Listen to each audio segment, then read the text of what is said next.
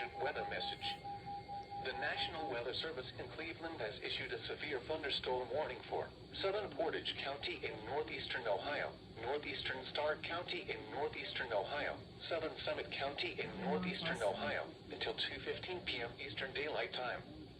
At 1:14 p.m. Eastern Daylight Time, a severe thunderstorm was located over Barberton or 7 miles southwest of Akron, moving east at 35 miles per hour. Hazard, 60 miles per hour with gusts and penny-size hail. Source, radar indicated. Impact, expect damage to trees and power lines. Locations impacted include Akron, Ravenna, Cuyahoga Falls, Kent, Barberton, Greene, Alliance, Talmadge, Mogador, Hartville, Stowe, New Franklin, Norton, Brimfield, Fair Lawn, Randolph, Monroe Falls, Lakemore, Atwater, and Edinburgh.